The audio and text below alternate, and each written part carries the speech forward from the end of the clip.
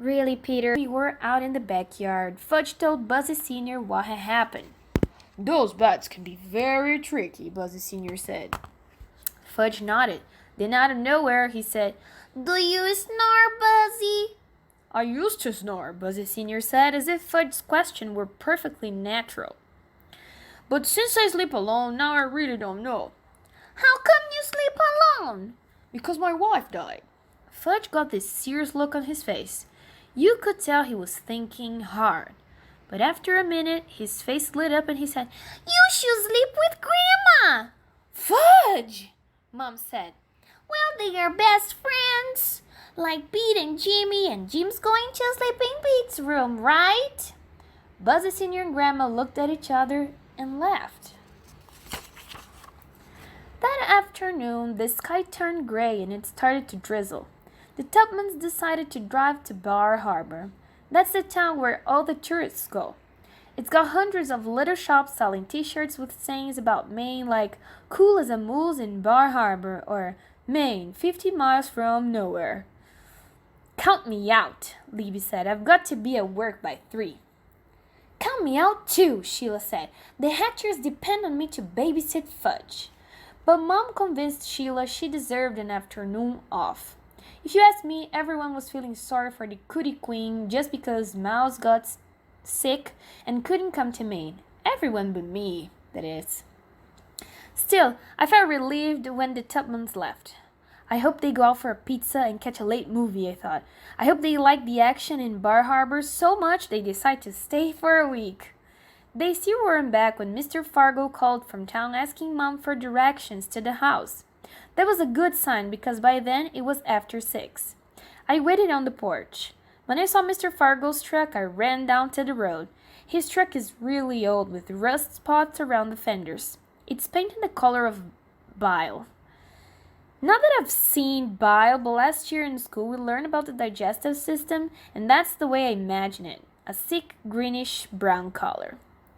Turtle barked. "It's Jimmy," I told him as I waved Mr. Fargo into our driveway. At first, Jimmy couldn't get out of the truck.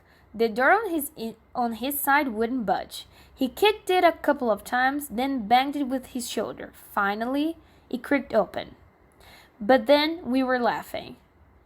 Turtle jumped up and tried to lick Jimmy's face. "Good boy, nice doggy," Jimmy said, patting him. "Turtle knows a friend when he sees one," I said. Jimmy gave me a bear hug and we slapped hands. It was great to see him, but that didn't stop me from checking over my shoulder.